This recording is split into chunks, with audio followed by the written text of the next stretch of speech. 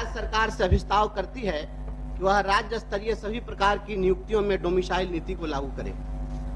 यह मामला कल ही विधानसभा में आया था और जो जवाब था वही जवाब यहाँ भी आएगा। और आदरणीय विजय बाबू जहाँ उपस्थित है तो हम तो जान ही रहे हैं कि क्या होना है। लेकिन एक आग्रह है कि पूरे देश में सभी राज्यों ने कुछ ना कुछ इस प्रकार की व्यवस्था की है कि दूसरे राज्य के लोगों को रोका जाए।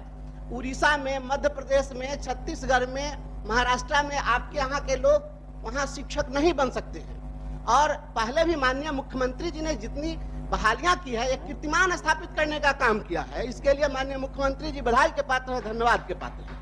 लेकिन अगर शिक्षकों की बात करें तो पहले आप ही ने अपॉइंट किया, तो उसमें आर्टिकल 243G के तहत जब अपॉइंट किया तो सभी लोगों को रोक दिया और अपने राज्य के लोगों को नौकरी दी।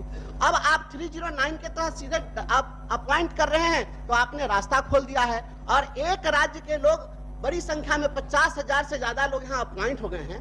महोदय, यह सुशासन की सरकार है, इतनी उदार है, मंत्री जी को बोलने बेटा बेकार है और बाहरी को रोजगार है। बिहार के युवाओं को डोमिसाइल की दरकार है। इसीलिए अनुरोध है कि आप डोमिसाइल नीति लागू करिए।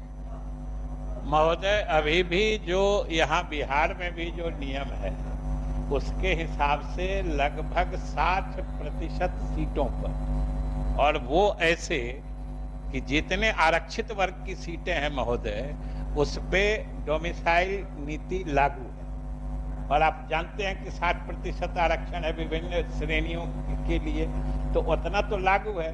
बाकी आपने मुख्यमंत्री जी को धन्यवाद दिया है, इसलिए आपने जिन प्रदेशों की चर्चा की है जहां जहां नीतियां लागू है उनके कागजात लेके आइएगा, हम लोग देखेंगे, विचार करेंगे। अभी अपना प्रस्ताव वापस।